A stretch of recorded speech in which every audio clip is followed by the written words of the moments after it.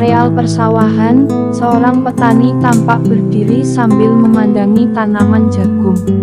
Sudah sebulan lebih tanaman jagung tersebut ia tanam. Kini tanaman jagung itu sudah mulai tampak menghijau. Setelah berkeliling di antara petak sawahnya, matanya terhenti pada rumput liar di antara tanaman jagung. Tanpa menunggu lama, Pak Saleh menyingsingkan lengan bajunya. Ia turun ke sawah dan menyiangi rerumputan di sela tanaman jagung. Panas matahari kian menyengat. Sesekali Pak Saleh menyeka mukanya dengan lengan baju. Ia tak memedulikan panas yang membakar kulitnya. Ia terus membersihkan rumput pengganggu. Tanpa terasa azan zuhur berkumandang dari kejauhan. Ia terhenti sejenak, kemudian melangkah ke tepi sawah. Ia berjalan menyusuri pematang, dan berhenti di sebuah gubuk kecil di tengah sawah. Sebuah botol minuman ia raih. Sambil melepas lelah, ia menikmati hamparan hijau di bawah birunya langit. Nun jauh di sono tampak perbukitan hijau. Istirahat, Pak Saleh. Terdengar suara mendekati gubuk tempat Pak Saleh istirahat. Iyo, Pak Jati, mari istirahat di sini dahulu sebelum pulang, ajak Pak Saleh kepada Pak Jati. Pak Jati duduk bersama Pak Saleh di gubuk tersebut. Pak Saleh, apakah Bapak tahu akan ada kontes jagung di Kecamatan Witahama? Kata Pak Jati. Iyo, Pak, saya sudah mendaftar di kantor kelurahan. Apakah Pak Jati turut serta dalam kontes tersebut? Tanya Pak Saleh. Tidak, Pak, tahun ini saya tidak menanam jagung. Saya tidak bisa turut serta. Saya doakan semoga Pak Saleh memenangkan kontes tersebut, kata Pak Jati. Amin, terima kasih doanya, Pak. Saya tidak berharap menjadi pemenang. Yang terpenting saya berpartisipasi dan memperoleh pengalaman dalam kontes tersebut, kata Pak Saleh. Beberapa minggu kemudian, Pak Jati bertemu dengan Pak Saleh di sawah. Tampak Pak Saleh sedang menyiangi rumput.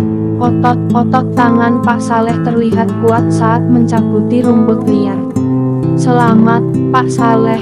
Anda memang pantas terpilih menjadi petani jagung terbaik. Saya bangga Anda membawa nama baik desa kita, teriak Pak Jati. Terima kasih, Pak Jati. Semua ini berkat doa Anda dan para tetangga yang lain, kata Pak Saleh dengan rendah hati. Banyak orang penasaran, bagaimana cara Anda merawat tanaman jagung tersebut. Tanya Pak Jati. Odo sojo, saya merawat tanaman jagung sama seperti yang lain.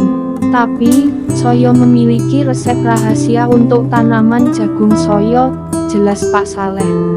Pupuk rahasia, tanya Pak Jati dengan penasaran.